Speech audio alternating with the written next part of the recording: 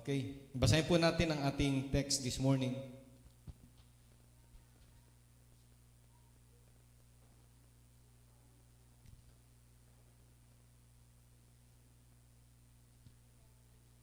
Galatians chapter 5, verse 1. Sa kalayaan ay pinalaya tayo ni Kristo. Magsitibay nga kayo at huwag na kayong pasakop na muli sa pamatok ng pagkaalipin. It was for freedom that Christ set us free. Therefore, keep standing firm and do not be subject again to a yoke of slavery. 2 Corinthians chapter 3, verse 17.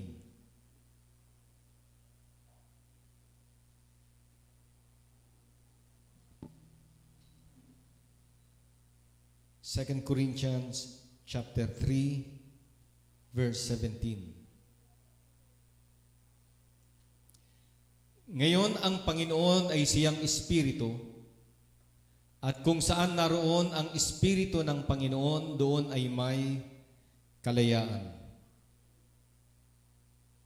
Now the Lord is the Spirit, and where the Spirit of the Lord is, there is liberty. Panghuling talata na babasahin po natin. Dito po sa Gospel, sa John.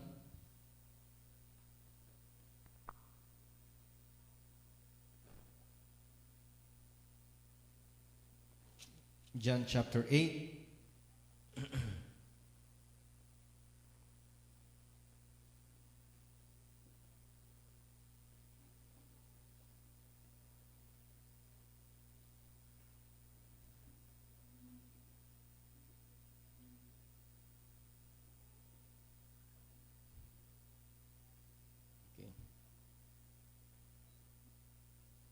Let's read verse 31. Jesus therefore was saying to those Jews who had believed him. Okay, basahin ko muna sa English. If you abide in my word, then you are truly disciples of mine, and you shall know the truth, and the truth shall make you free. Sinabi nga ni Jesus sa mga Hudyong yaon na nagsisampalataya sa Kaniya, kung kayo'y magsisampanatili sa aking salita, kung magkagayoy, tunay nga kayong mga alagad ko. Next verse. At inyong maikilala ang katotohanan at ang katotohanan ay magpapalaya sa inyo. Manalangin po muna tayo. Let us pray. Salamat Panginoon sa iyong mga salita. Pagpalain mo ito, maging liwanag sa bawat isa po sa aming landas at maging kalakasan ng aming espiritual na katawan. Panginoon, mangusap ka sa pamagitan ng mensaheng inihanda mo sa amin sa araw na ito. Pagpalain mo po ang bawat isa. Marami pong salamat sa iyo pong mga biyaya na amin pinamasa itong mga nagdaang linggo. Salamat sa iyong pag-iingat. Kami ngayon ay narito upang magpasalamat, magpuri sa iyo, sumamba sa iyong banal na pangalan. Karapat dapat kang tumanggap ng papuri at pasasalamat. Ito po ang aming dalangin. In Jesus' name we pray. Lahat magsabing Amen. Purihin ang Panginoon. Makakapo na po kayo.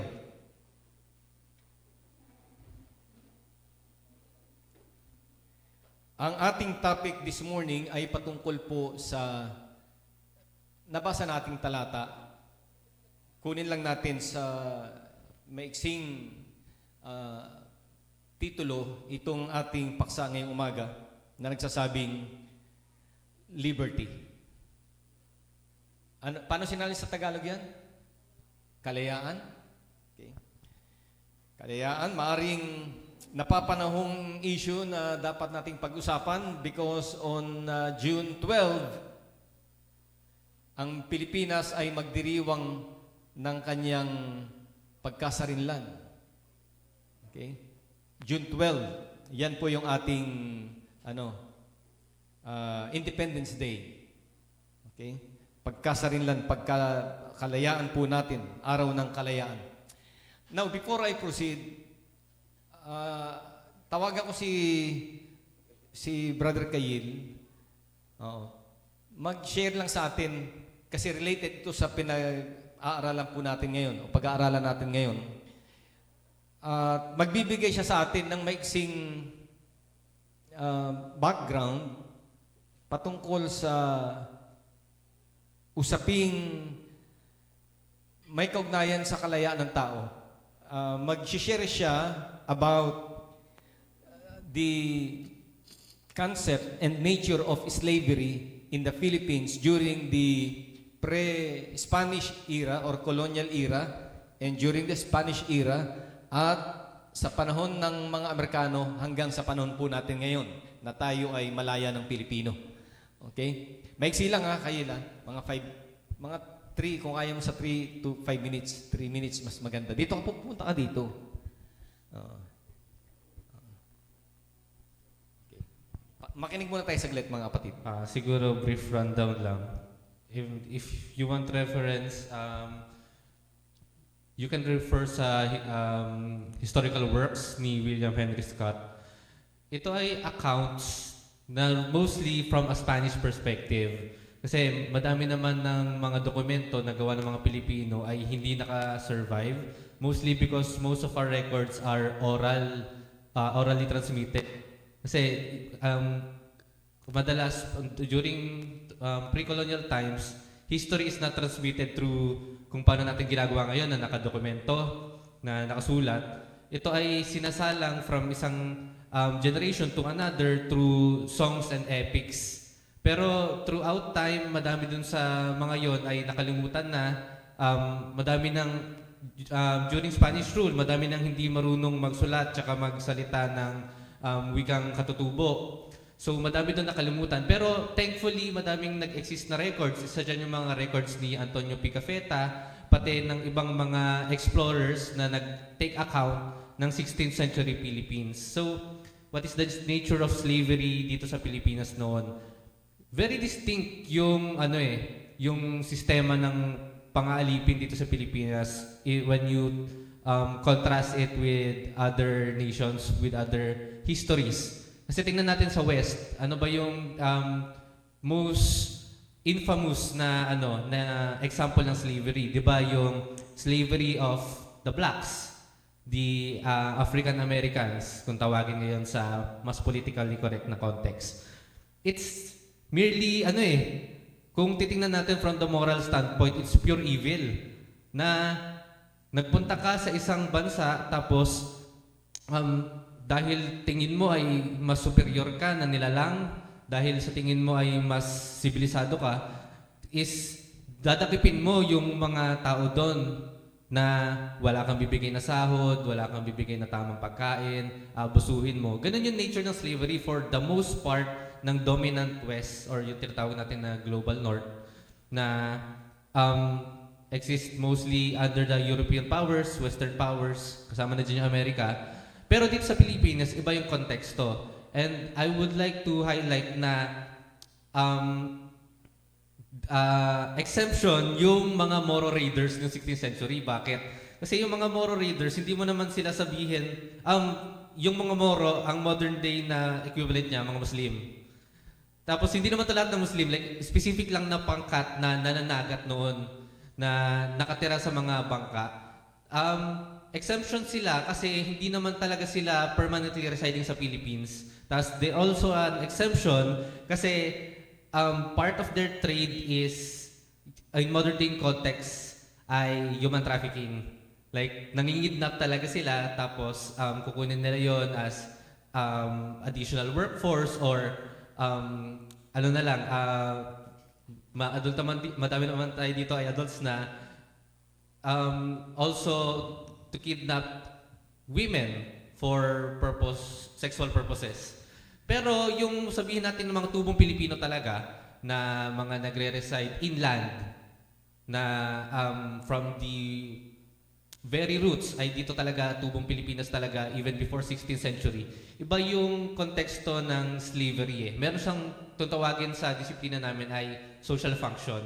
Ibig sabihin, meron silang rational na reason bakit nila ine-execute yon, bakit nila ginagawa na merong mga alipin. Una, merong, I think familiar to na tinuturo sa social sciences, aralin panlipunan ng mga bata. Yung konsepto ng aliping sa gigilid tsaka aliping na mamahay. Sinasabi ko from our analysis na meron siyang logic na bakit nila ginagawa yon. Dahil hindi lang plain na dahil, oy ikaw, mas mababang uri ka sa akin, magtrabaho ka dito, kukunin kita, itatali kita, alipin ka na. Meron siyang logic kasi una, paano nagiging alipin ng isang tao? Yung aliping na mamahay kasi is hindi talaga siya totally alipin on a modern day context na sabihin mong slave.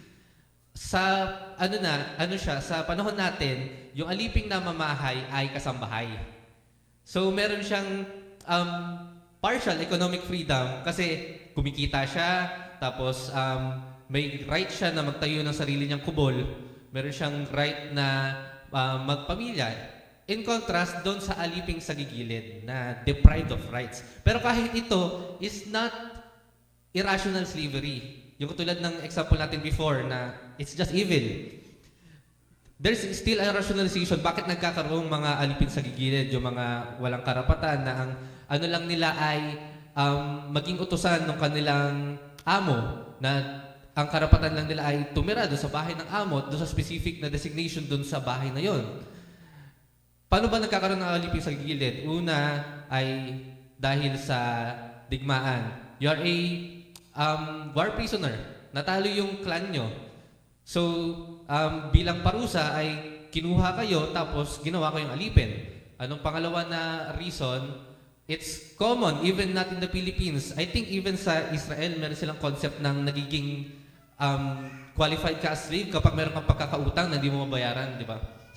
Tapos, pangatlo, as punishment, na meron kang, lalo na, ang isa sa mga serious crimes before ay adultery, pati pagnanakaw. Kung titingnan natin, yung ganong form ng, yung aliping sa gigilid, equivalent niya yung mga PDL, yung mga nakakulong natin, di ba? Kasi, it's a form of punishment for what you did, a consequence sa ginawa mong masama. And kung titingnan natin, there's some parallels, but pinagawa sa mga natin, sa mga nasa bilanggo, pinagtatrabaho sila, di ba?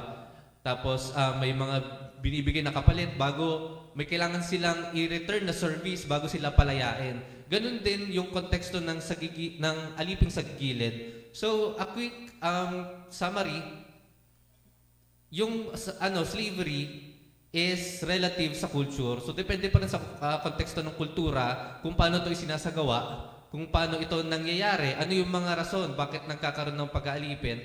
Pero, usually, ang commonality niya ay, dahil it's a consequence of your actions, or in other cultures, dahil merong tunggalian between different races, different cultures, kung sino mamayagpag, ayun yung nagiging amo. And even in modern day context, ganun na nangyayari. Pinalitan lang natin yung mga terminolohiya, pero meron pa rin mga, kung tatawagin natin, ay alipin. Alipin ng sistema. Meron din dyan na hindi tayo makaalis dun sa mga sistemang in place sa trabaho. And even worse, may mga condition sa mga manggagawa na kinukulong sila dun sa mga pabrika o kaya ay, lalo na sa mga, madaming kaso mga Chinese. Hindi naman sinasabi ko lang porque Chinese. Pero sila kasi may daming kaso na kinukulong sa bodega yung mga manggagawa. That's also a form of slavery. Then we have human trafficking. So long story short, it still exists today. And yung very essence ng pagkakaroon ng alipin, ayun pa rin yung rason eh. Walang pera, walang kakayanan na itaguyod ang sarili, or may ginawang kasamaan at yung kanyang kalagayan ay dulot ng mga ginawa niya doon sa kanyang buhay. Hindi naman sa sinisisi, pero madaming ganyang instances na from a petty crime, isang maliit lang na form ng pagnanakaw na paano sa sindikato, tapos ano nangyari? Naging victim ng human trafficking and in the end, hindi na nakawala. Okay. Thank you, Pastor Kayel. Amen. Okay. So, yung konsepto ng slavery, masasabi nating bahagi na ito ng social structure.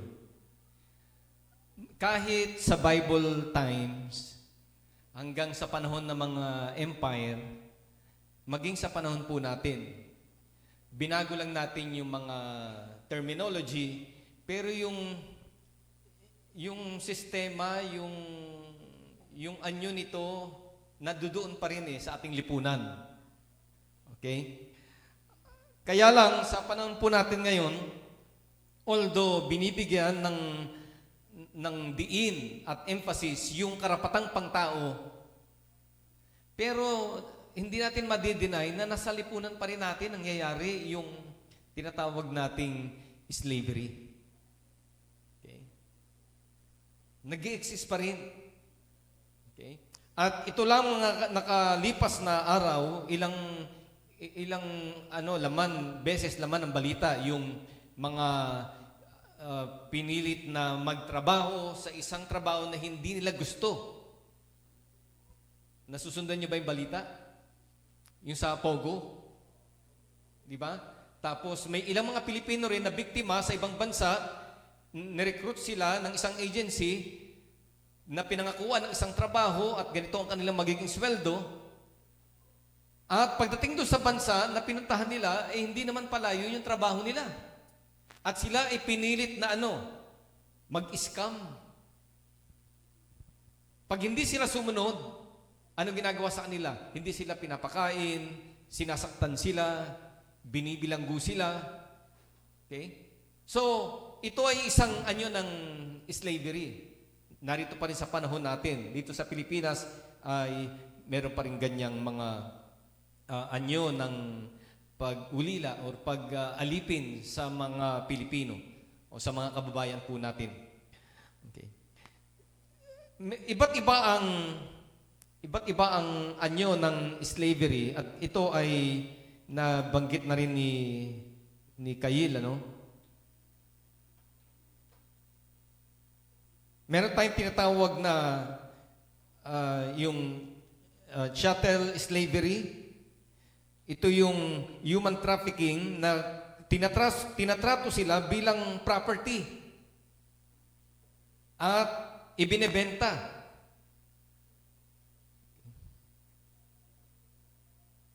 The owner is free to sell, trade, or treat the slaves as he would other pieces of property.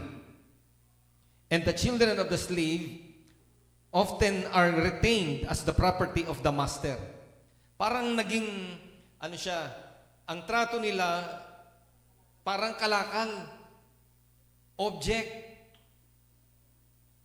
Wala silang rights. Sila ay nasa kapangyarihan ng owner bilang isang possession na pwede silang ipagbili, pwede silang ipagpalit, at itrato ayon sa gusto nung nagmamay-ari sa kanila. Okay? Another form of slavery ay yung pawnship or debt bondage slavery. Parang naisanla ka o pambayad utang. Debt bondage slavery involves the use of people as collateral to secure the repayment of debt.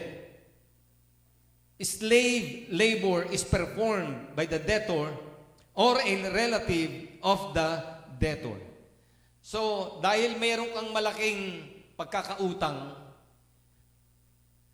kinakailangan mong bayaran in a form of slavery or in a form of service. Hindi mo gusto. Pero kinakailangan mong gawin. Kasi may pagkakautang ka na kinakailangan mong bayaran. Meron ba niyan? Nangyayari ba yan? Sa panahon natin? Ano pa? Merong slavery sa military. Military slavery involved the acquisition and training of conscripted military units which would retain the identity of military slaves even after their service. May mga mamamayan na pinilit silang i-enlist sa isang military service. Hindi nila gusto pero kinakailangan silang i-recruit at kinakailangan silang nire-require silang serbisyo sa estado para ipagtanggol ang estado. Okay? It's also a form of slavery. Na kahit tapos na yung kanilang serbisyo ay kinakailangan pa rin silang maglingkod. Okay? Then nung unang panahon merong slaves for sacrifice. Merong mga alipin na binibili sila na ang purpose ay para sila ay ialay, i-sacrifice. Sino nakapanood ng pelikulang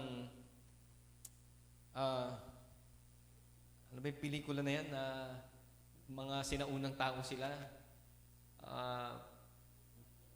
Hindi. Sa Mexico yung scene mga Aztec.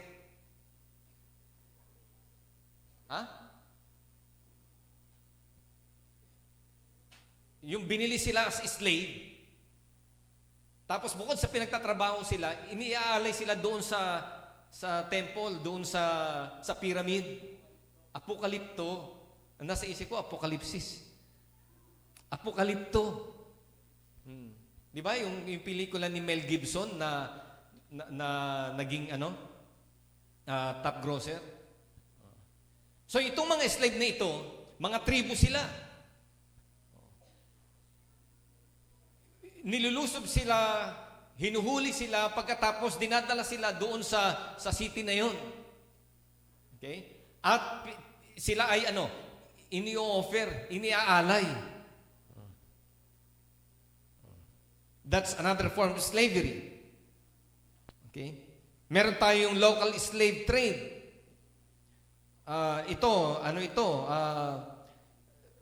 Bahagi na ng kasaysayan ng Africa, no? Maraming mga binibili sa kanila, binebenta, dinadala sa ibang bansa at ginagawang alipin. Okay? So, yan po ay bahagi na ng kasaysayan ng tao. At ang nakakalungkot, hanggang ngayon ay nangyayari pa rin po ito, mga kapatid. Bagamat ito ay illegal, pero marami pa rin nagsasamantala at marami pa rin mga tao ang nagiging alipin. Now, during the colonial era,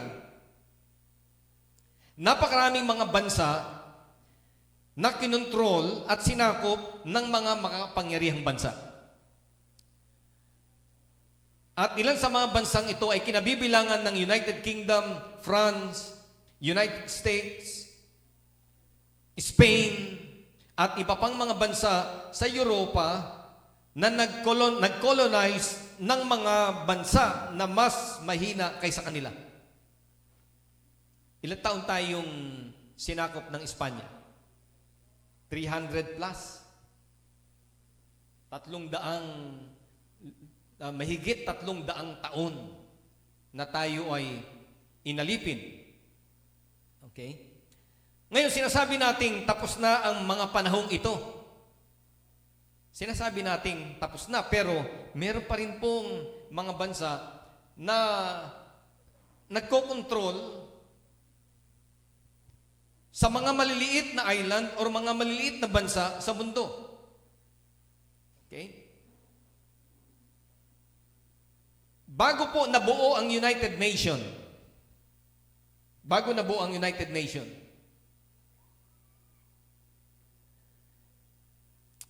almost 1/3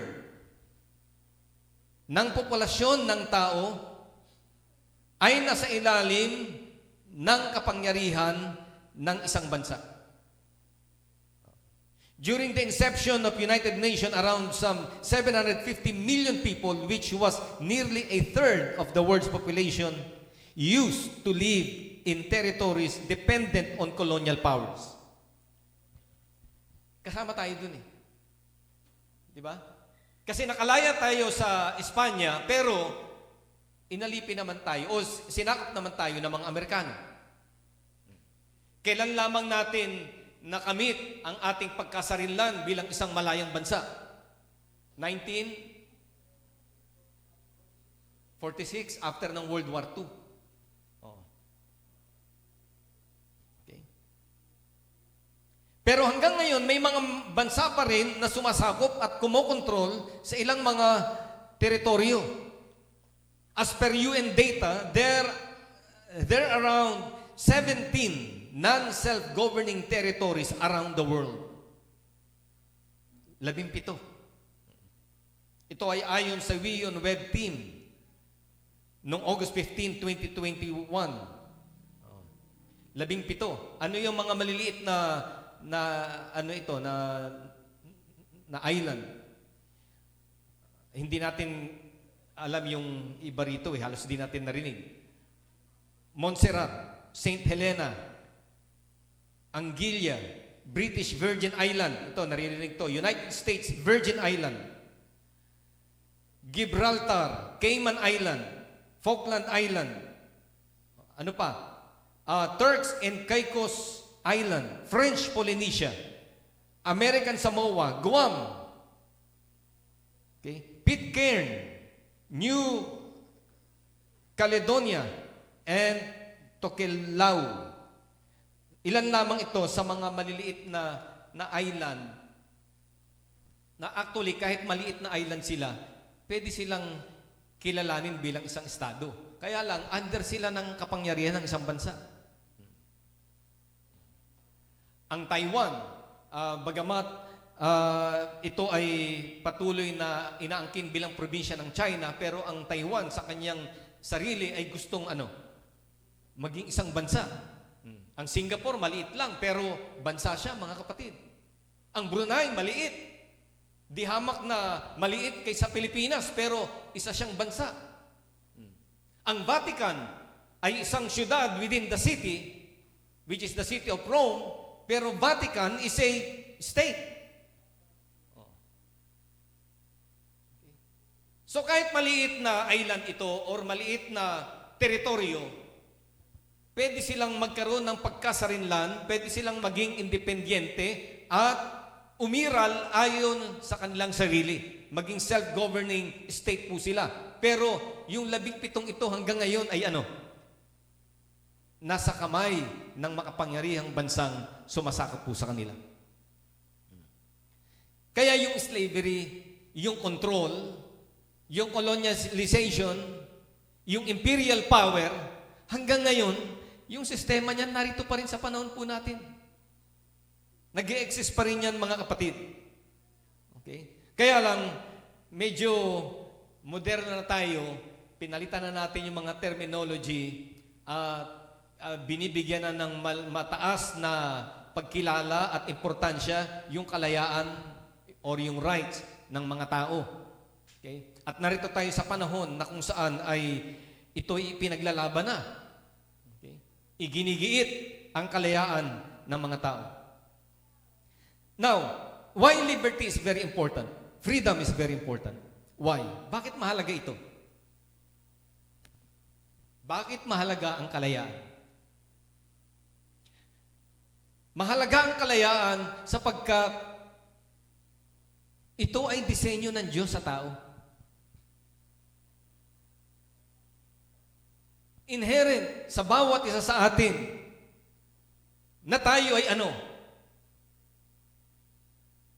maghanap at asamin yung buhay na merong kalayaan. Maging malaya po tayo. Na huwag tayong maalipin ni numan o huwag tayong maalipin ng anuman. Sapagkat nilikha tayo ng Diyos na self-governing. Nilikha tayo ng Diyos na merong kalayaang mag-isip. Nilikha tayo ng Panginoon na merong kalayaang mamuhay sa mundong ito. Hindi tayo ginawang alipin ng Diyos. Hindi tayo nilikha na tayo ay sinikil sa ating kalayaan o sa ating karapatan. Binigyan tayo ng Diyos ng isang kaisipan na maging malaya sa ating mga kilos, sa ating mga isip, sa ating mga gawi. Kaya mahalagang kalayaan. Sino mang tao ang sikilin mo ang kalayaan niya, magre-react eh. Sino mang tao, sino man sa atin, kontrolin tayo, kulungin tayo. Eh, mga bata nga lang, mga anak natin eh. Pag kinokontrol mo eh, pumapalag eh. Di ba? Ang mga Pilipino, ayaw magpakontrol. Pumapalag po tayo. Kaya nga nang tayo ay kinontrol ng Kastila for almost 400 years, eh, bandang dulo eh, ang Pilipino eh, hindi na rin nakatiis eh. Nagrebelde na rin eh, nagrevolusyon. At ganyan din ang nangyari sa ibang bansa, mga kapatid. So, freedom is very important. But remember that freedom is not free. Hindi ito libre. Pinaglalaban po ito. Pinagtatrabahuhan po ito. Pinagsisikapang hanapin ano yung daan tungo sa kalayaan. Ngayong malayang bansa po tayo, pero yung kalayaan po nating ito, hindi ito bigla na lang dumating po sa atin. May mga nagbuwis ng buhay, may mga nakipaglaban, may mga bayani po tayo, mga kapatid, na nagbuwis ng kanilang buhay para mapalaya ang ating bansa. And now we're enjoying our freedom. We're celebrating our Independence Day this coming June 12. Pero tayo mga nasa modernong panahon, hindi natin naranasan yung pinagdaanan nila. Kaya hindi natin ma-appreciate, hindi natin lubusang naiintindihan yung importansya at yung kahalagahan ng liberty, ng freedom, sapagkat namulat ang ating mga mata, malaya na po tayo. Pero ano ang pakiramdam kung ikaw ay nabuhay sa panahon ng Kastila? Ano ang pakiramdam kung ikaw ay nabuhay sa panahon ng mga mapanakop na kapangyarihan? Ano ang pakiramdam kung ikaw ay pinagtatrabaho na kayod kalabaw na ang tanging ibinibigay lamang sa iyo ay pagkain? Buti sana kung may pagkain sa gana. Mahirap niyan, pinagtatrabaho ka na, pagkatapos ay minamaltrato ka pa. Ano ang pakiramdam na ikaw ay makulong sa isang sistema na wala kang magawa, kung di umayon na lang?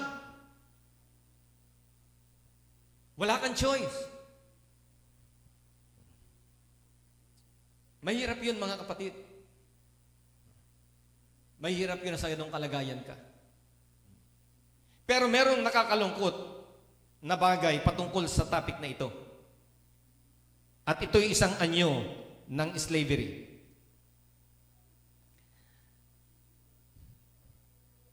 At maaring hindi natin alam na tayo ay nasa ilalim po nito.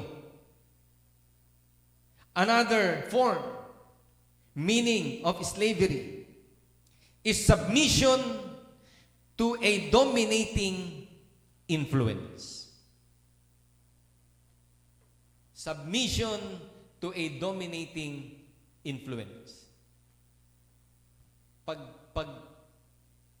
Pagpapasakop or pagkapasakop sa isang dominating, ano yung dominating? Mas higit na impluwensya.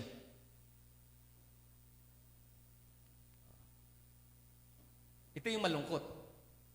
Kasi maraming tao ngayon, sa modernong panahon, ay nasa ilalim ng klase ng slavery na ito. Submission to a dominating influence.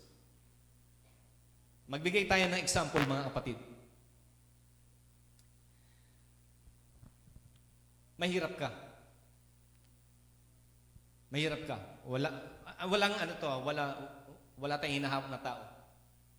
Nangyayari ito minsan, realidad sa buhay. Mahirap ka. Wala kang natapos.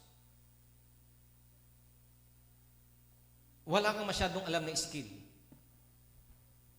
Meron bang ganyan? Nagharap ka ng trabaho, walang tumatanggap sa'yo. Kasi wala kang credential, wala kang experience. So wala kang choice. Anong mangyayari? Lalapit ka sa isang taong may kaya at sasabihin mong, Sir, kung ano na lang po yung paggawa nyo sa akin, meron lang akong mapantustos sa pang-araw-araw ko. Submission to a dominating influence. Wala kang choice. So para lamang may makain ka, para lamang makasurvive ka, kahit hindi mo gusto, magpapasakop ka na nandun. Nangyayari ba yun?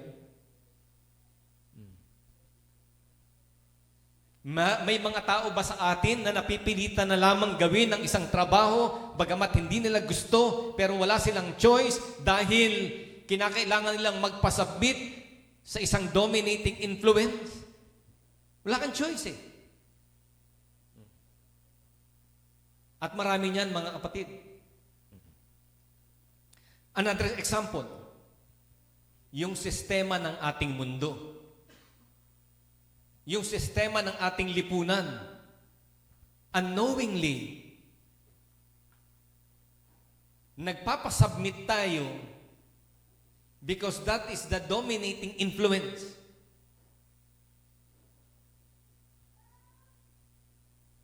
Wala kang magawa. Sistema yun. Kinakailangan mong umayon dun. Kinakailangan mong umayon. Pag hindi ka umayon, wala ang privilege. Pag hindi ka umayon, talo ka. Oh. Example. Huwag niyo mamasamain itong example na ito. Nagdadrive lang tayo ng point. Yung education system. Education system. Hindi mo masama yan. Kinakailangan mag-aral po kayo. Bakit kinakailangan mong magpasakop at kinakailangan mong mag-aral elementary? Bakit kinakailangan mong mag-high school? Bakit kinakailangan mong mag-college? At magtapos? Bakit? Anong sistema meron sa mundo? Prerequisite yun.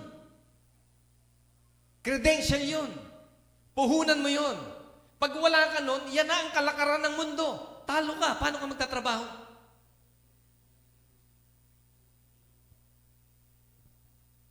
Masakit sabihin na it's a form of slavery. Alam nyo bakit? Submitting to a dominating influence. Wala kang choice. Wala kang choice. Pero hindi naman laging ganun.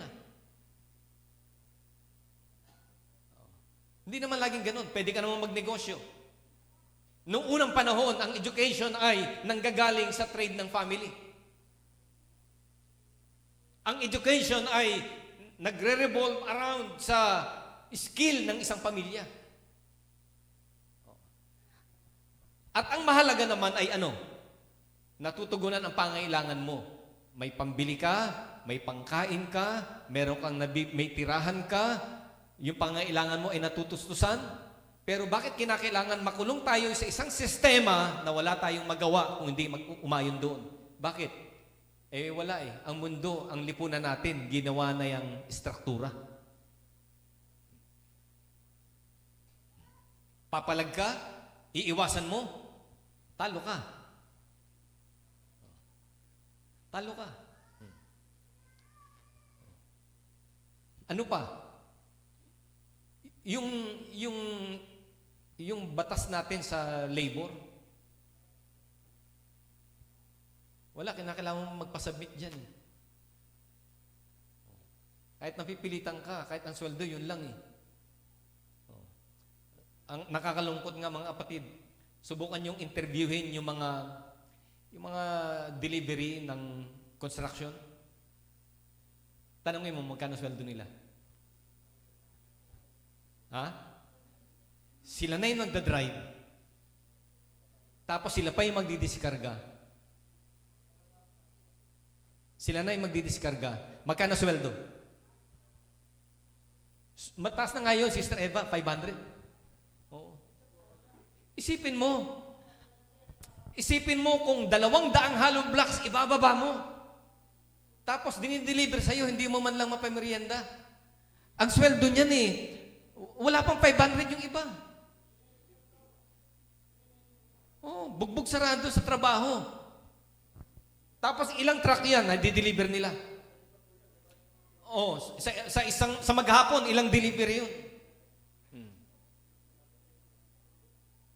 Kaya ako minsan pag ganyan may delivery, inaabutan ko yan. Kung di pa merienda, abutan mo ng pera. Kasi kahit papaano, hindi na sila gagastos pa na kukunin pa nila sa sweldo nila yung pang merienda nila sa maghapon. Maliit na nga sweldo eh. Don't get me wrong Don't get me wrong. Minsan ganito tayo magpatrabaho. May paggagawa ka sa bahay.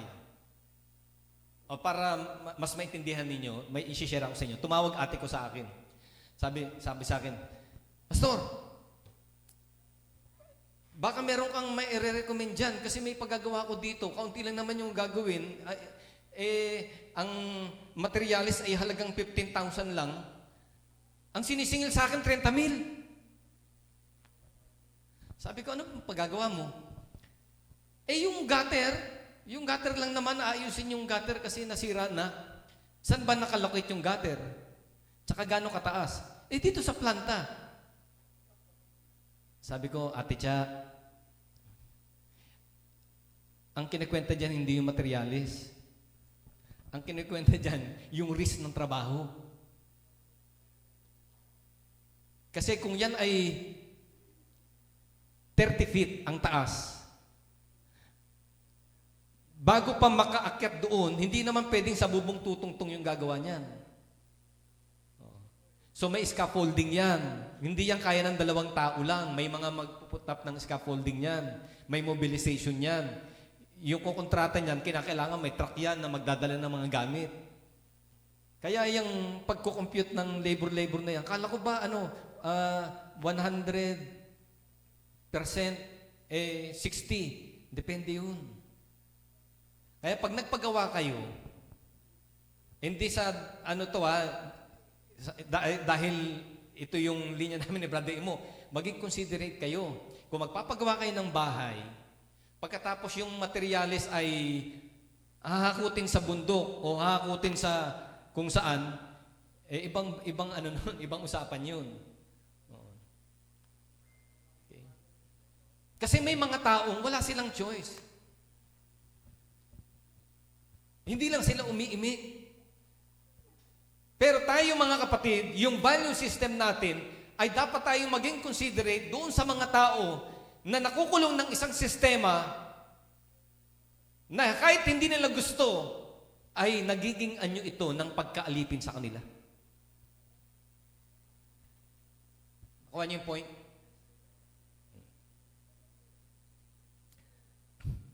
Another example, submission to a dominating influence. Culture. Yan ba ay dominating influence? Yung kultura. It is a dominating influence. Kinakain na tayo ng sistema ng mundo, ng kultura ng mundo.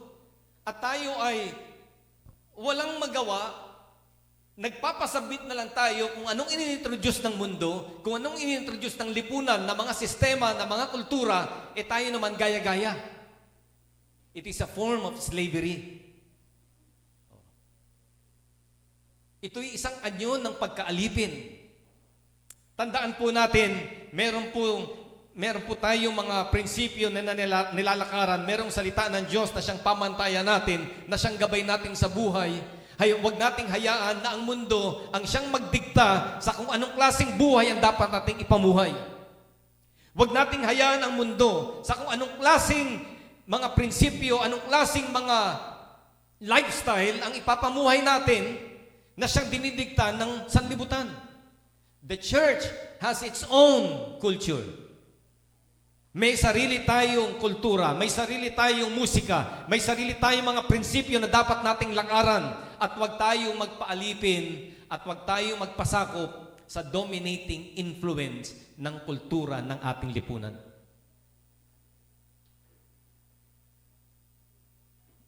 Nangyayari? Totoo ba ito, mga kapatid? Submission to a dominating influence. Ano pa? Barkada. Barkada is a dominating influence. Buti sana kung ikaw yung nagdo-dominate. Halimbawa, ikaw Christian, nadodominahan mo yung non-Christian. Di ba? Don't be overcome by evil, but overcome evil with good. Maganda sana kung tayo yung nag-iimpluwensya, maganda sana kung tayo yung nagdo-dominate sa lipunan. Ang problema, mga kapatid, yung mga barkada, yung mga kasama natin, yun ang nakaka-impluwensya sa atin.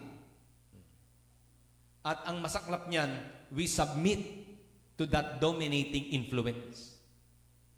Kaya pag nayaya ka ng barkada, sunod-sunod ka. Pinatikim ka ng isang bagay, pinasubok sa'yo, sunod-sunod ka naman. Hanggang sa anong nangyari? Na-influensyan ka na at na-control ka na at naging alipin ka na ng dominating influence na yan. Peer pressure. Mga kaibigan, barkada. Ano sabi ng Bible? Huwag tayong umibig sa sanlibutan ito. Huwag tayong maging kaibigan ng mundong ito. Okay, ano tinutukoy doon? The lust of the flesh, the lust of the eyes, and the pride of life. Anong sabi ng Bible? The passion of this world. Anong nangyayari? Lumilipas yan. Kumukupas. Pero ano yung hindi kumukupas? Ang salita ng Diyos ang nananatili magpakailanman. Kaya kung meron mang maging dominating influence sa atin, dapat ito'y walang iba kundi ang salita ng ating Panginoong Diyos.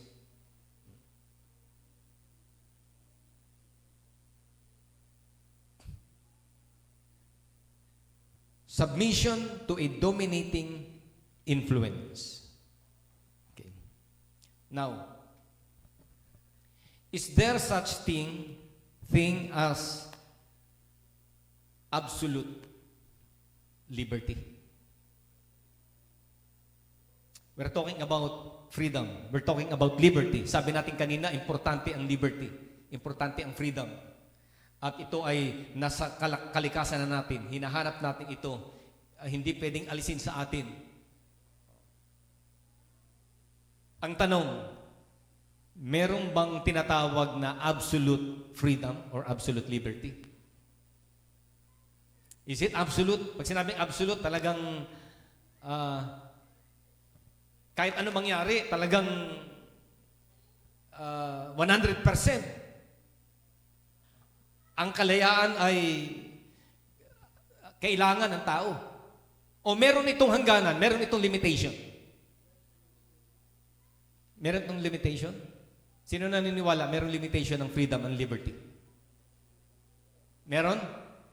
Bagamat nilagay ito ng Diyos sa atin, bagamat mahalaga ito, bagamat disenyo ito ng Diyos sa atin, pero tatandaan natin mga kapatid, ang kalayaan ay merong hangganan. Ang kalayaan ay merong hangganan. Ang freedom ay merong hangganan. Kaya kung babalikan natin yung sinabi sa Galatians chapter 5, it was for freedom that Christ set us free. Therefore, keep standing firm and do not be subject again to a yoke of slavery. Pinalaya tayo ng ating Panginoon Kristo. Saan tayo pinalaya? Sa kasalanan. Saan tayo pinalaya? Sa sistema ng mundong ito. Saan tayo pinalaya? Sa sumpa ng kautusan sa lumang tipan. Yung mga Hudyo, doon sila pinalaya. Sino nagpalaya sa atin? Ang ating Panginoon Kristo. Now, ang tanong, saan ba tayo pinalaya ng ating Panginoon? At kung tayo pinalaya ng ating Panginoon, ito ba ay absolute liberty? Anong klase ng kalayaan ito? Anong sabi ng Bible? If the Son shall set you free, ye shall be free indeed. Ang gumagawa ng kasalanan ay alipin ng kasalanan. So saan tayo pinalaya ng Panginoon Kristo? Sa kasalanan. Pinatawad tayo. Tinubos tayo. Binili tayo ng Panginoon ng kanyang banal na dugo. At anuman yung ating nakaraan, anuman yung ating nakalipas, pinatawad ito ng ating Panginoong Diyos. Okay? Pinalaya niya tayo mula doon sa kamay ng kaaway, mula sa kadiliman, at dinala niya sa kanyang kagilagilas na liwanag. And now we are free. We are free from what? From the bondage of sin. Saan pa tayo free?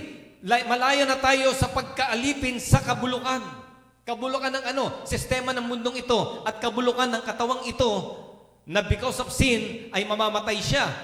Pero pagdating ng katubusan, ito'y ano? Babangunin muli, papalitan ng isang katawang nabubulok. So diyan, tinubos tayo. Pinalaya tayo ng Panginoon. Kasalanan, baluktot na sistema ng mundong ito, pagkabulok ng ating sistema, pinalaya tayo ng ating Panginoon. Pero tandaan po natin mga kapatid, there's no such thing as absolute liberty.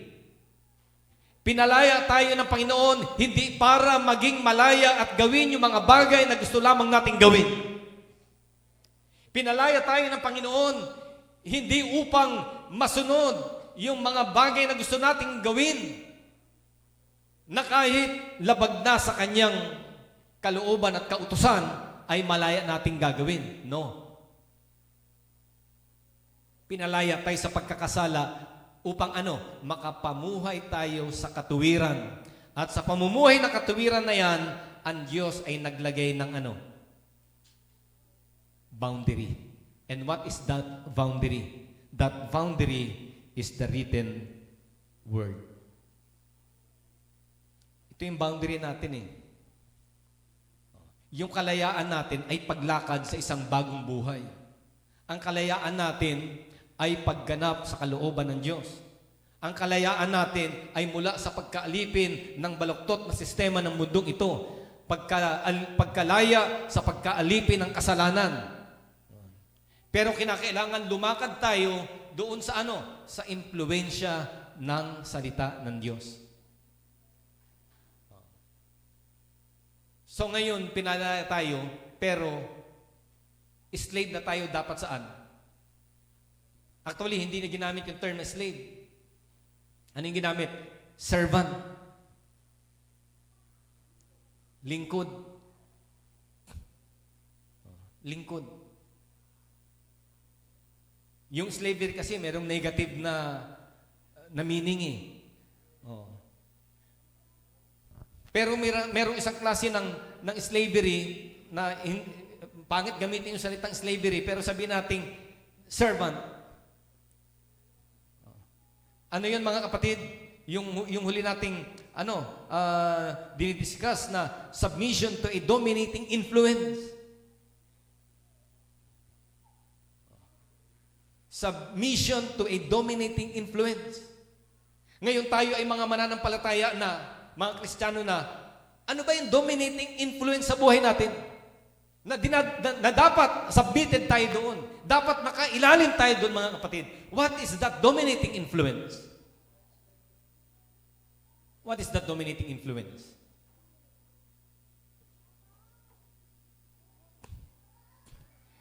And you can tell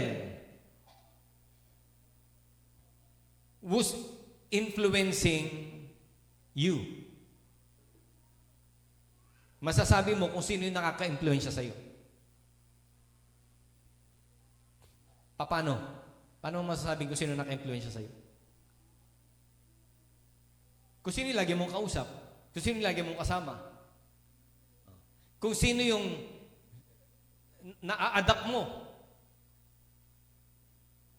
Kung kanino ka nakaka-adapt. Siya yung may impluensya sa'yo. Sige nga, tingin kayo sa family ninyo. Family. Mga nanay, tatay, sa tingin ninyo may naging impluensya kayo sa inyong anak? At kung meron kayong naging impluensya sa inyong anak, sa tingin ninyo, ano yung nakita nyo sa kanya na na-adapt niya sa inyo? Sige nga. Kasi patunay yan na naka-impluensya kayo. Okay, tanungin natin to mga to. Ano sa tingin mo naging impluensya ng nanay mo sa'yo? Ha? Ay, wala nanay. Sige, tatay. Lola. Anong sa tingin mo ang paano ka na-impluensya ni lola mo? Ano yung nakuha mo sa kanya? Pagiging ano? Sagot. Pagiging mabait. Ikaw, sinong naka-impluensya sa'yo? Yan si papa mo. Ay, Brad, pagiging mainitin ng ulo daw. Rap. Ano sa tingin mo naging impluensya ng lolo mo sa'yo? O lola? Pag-church. Good influence. Kaya ka pala nandito na-influensya ka ni lola mo. Paano kung wala na si lola si lolo? Tutuloy pa rin. Very good. Matanong nga natin si Calyonso.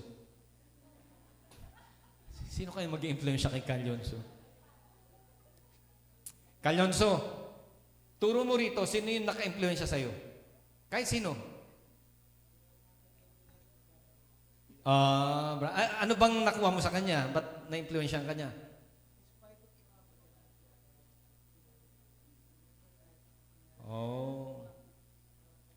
Wow, na-influensyahan siya ni Brother Larry na sa kabila daw ng mga problema, kinakailangan magpatuloy.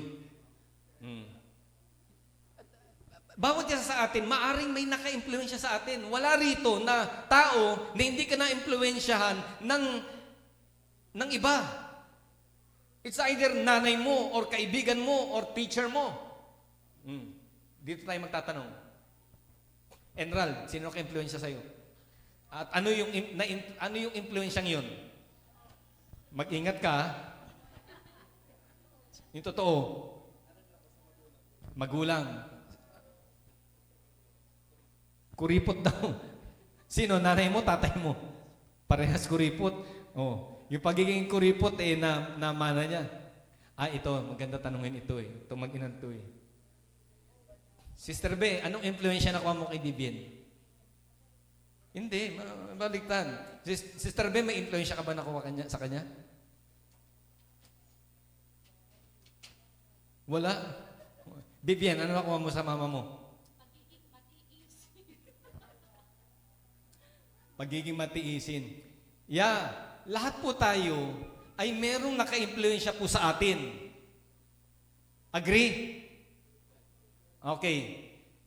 Ngayon, merong yan ay merong parallel sa pananampalataya.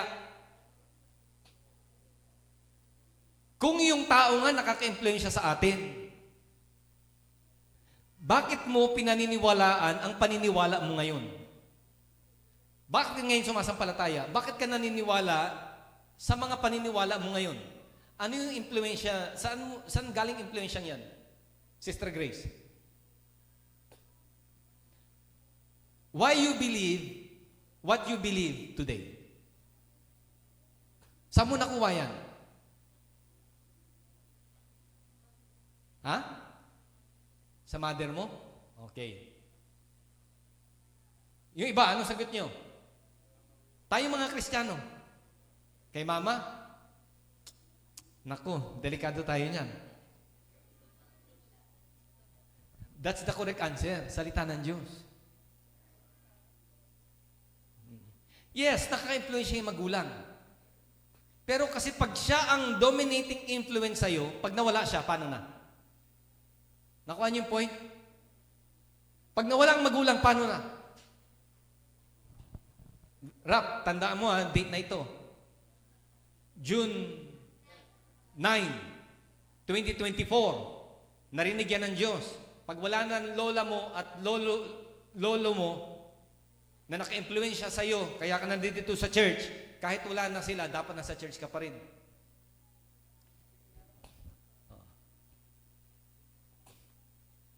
Kung merong mang impluensya dapat sa buhay natin na siyang nakaka-apekto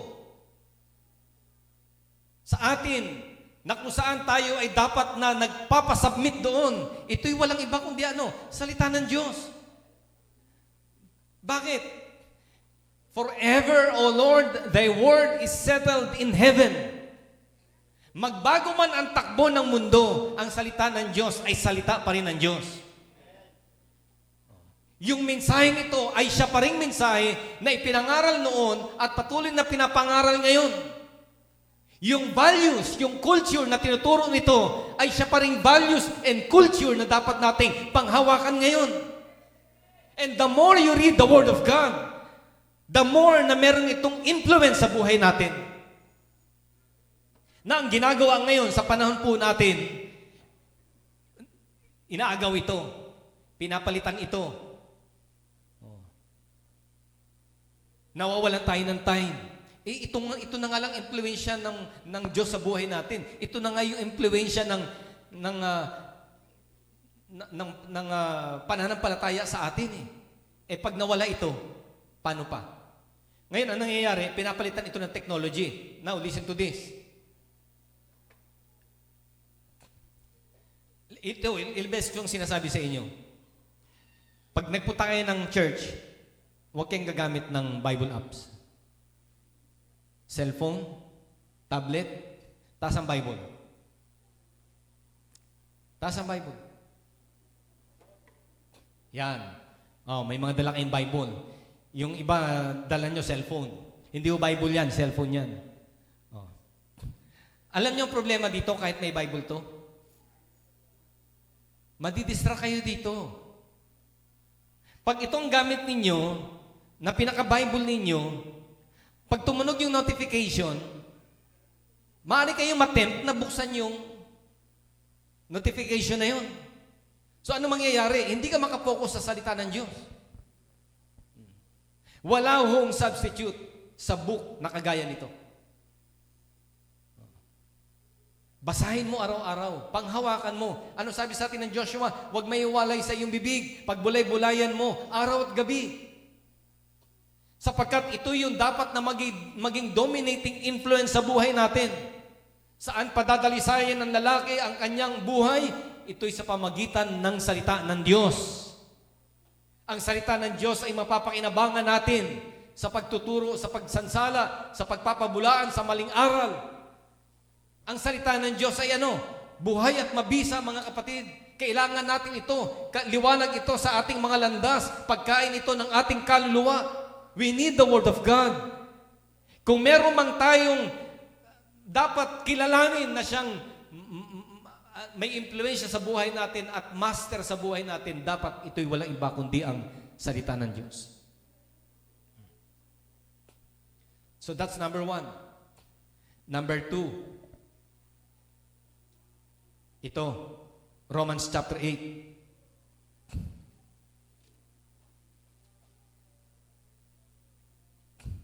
Ang sabi po rito, mga kapatid, sa Romans chapter 8,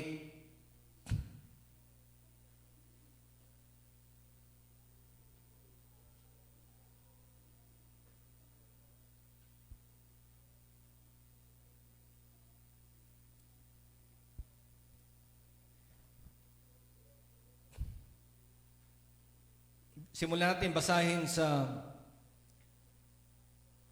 verse 9, however, you are not in the flesh, but in the Spirit, if indeed the Spirit of God dwells in you. But if anyone does not have the Spirit of Christ, he does not belong to Him. And if Christ is in you, though the body is dead because of sin, yet the spirit is alive because of righteousness. But if the spirit of him who raised Jesus from the dead dwells in you, he who raised Christ Jesus from the dead will also give life to your mortal bodies through his spirit who indwells you. So ano sabi dyan?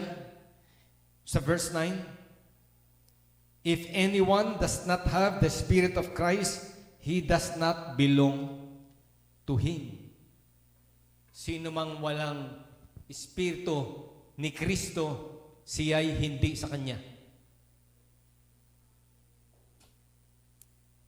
Sino mang walang Espiritu ni Kristo, ay hindi sa Kanya. Sino mang walang presensya ni Kristo, pababawi natin ha. Sino mang walang presensya ni Kristo sa buhay niya ay hindi sa Kanya. Sino mang walang impluensya ni Kristo sa buhay niya ay hindi sa Kanya. Kaya nga tinanong ko kayo paano ka na-impluensya ng nanay mo? O paano ka na-impluensya ng kaibigan mo? Merong nasa Kanya na na-adapt mo, nakuha mo, nagaya mo. Ngayon, paano tayo na-impluensya ni Kristo? Bakit ba tayo tinawag na Christians? Anong meron? Anong meron sa ating Panginoong Kristo? Ano sabi doon? Kung ang Espiritu na bumuhay kay Kristo sa mga patay ay tumatahan sa atin, anong meron? Kung yung Espiritu na bumuhay kay Kristo ay tumatahan sa atin, anong dapat meron sa atin? Pastor, Espiritu ni Kristo. Madaling sabihin yun Kung ang Espiritu ni Kristo ay nasa atin, anong meron sa atin? Anong makikita mo? Romans chapter 6, so that we can walk in the newness of life. Ang tao na may impluensya si Kristo sa buhay niya ay merong paglakad sa isang bagong buhay. Ang paglakad sa isang bagong buhay ay patunay na si Kristo'y may impluensya sa iyo. Nakuha niyo yung point? Ang pagkakaroon ng isang buhay na ganap at buhay na binago at paglakad sa isang bagong buhay ay patunay na si Kristo ang nakaka-impluensya sa iyo.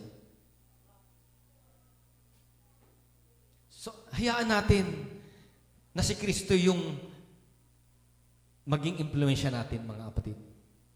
Submission, kanino? To a dominating influence. Nagdo-dominate ba si Kristo sa buhay natin? Nagdo-dominate ba? Siya ba yung dapat na manaig o tayo ang nananaig? Dapat si Kristo yung manaig sa buhay po natin. Lahat magsabing amen. June 12, si-celebrate natin ang kalayaan.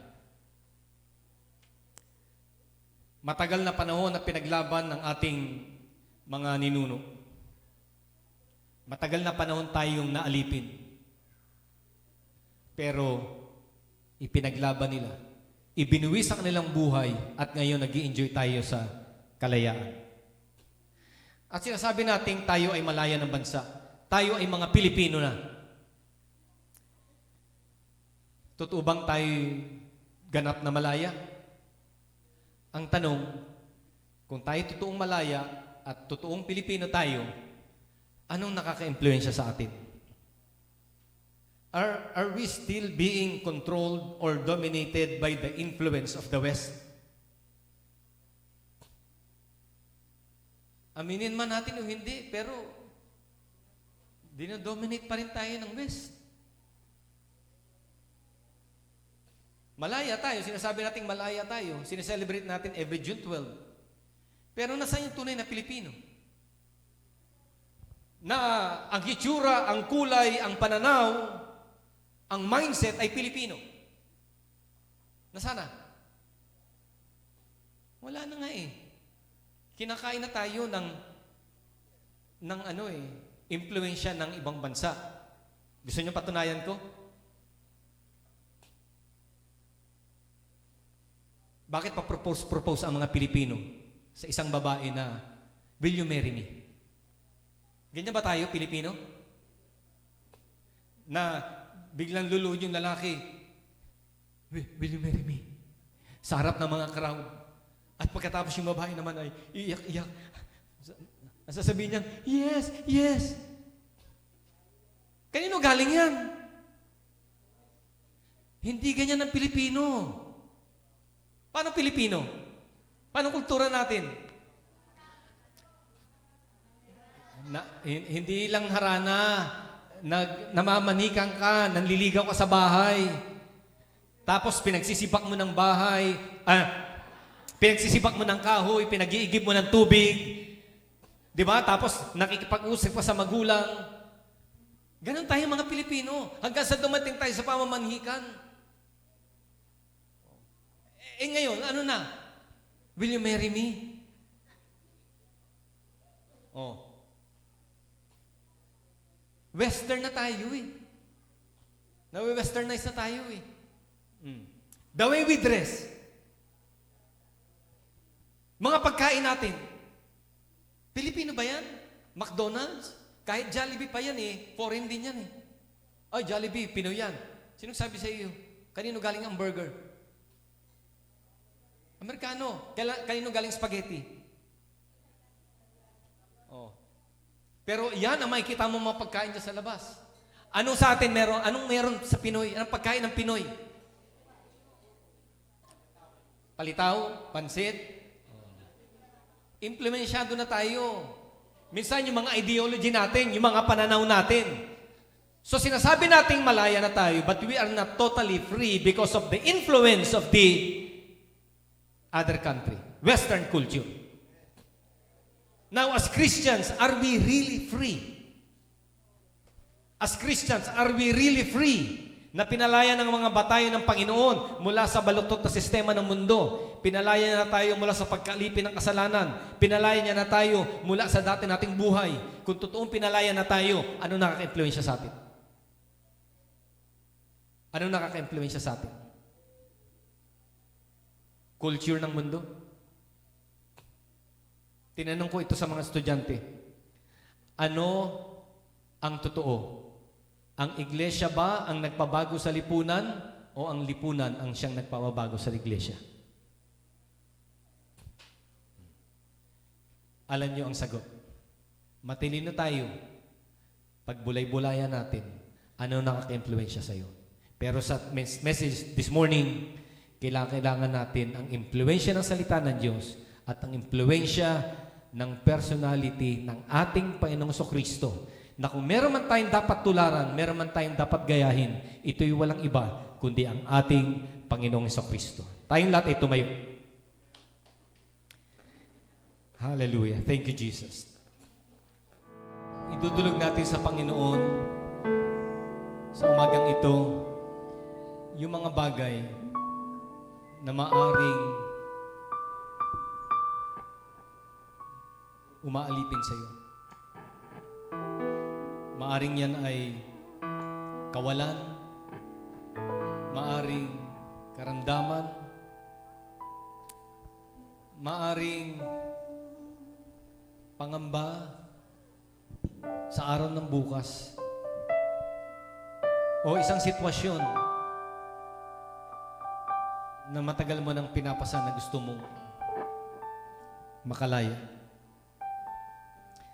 Tandaan natin ang pangako ng Panginoon sa atin. Ano man ang ating hilingin sa Kanya, sa Kanyang pangalan, ay pagkakalob niya sa atin. Cast your burdens unto Jesus, for He cares for you. Ang paanyaya ng Panginoon, magsiparito kayo sa akin, kayong lahat na nangapapagal at nagbibigat ng lubha, at kayo aking pagpapahingahin.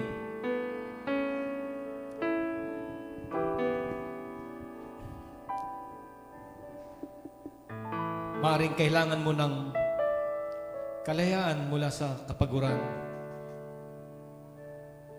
Kalayaan mula sa sistemang umaalipin sa iyo. Hindi ko alam kung ano yung need mo. But this message is about liberty. If the Son shall set you free, you shall be free indeed. Kung tayo'y palalayain ng Panginoon Kristo, tunay tayong malaya. Wala nang ibang pagkukunan pa ng tunay at ganap na kalayaan kundi ang ating Panginoon Kristo. Itas natin ang ating mga kamay at idulog mo sa Panginoon yung iyong need. Saan mo gustong makalaya? Ano yung nais mong hilingin sa Diyos? Lord, itinataas ko sa iyo. Set me free. And I submit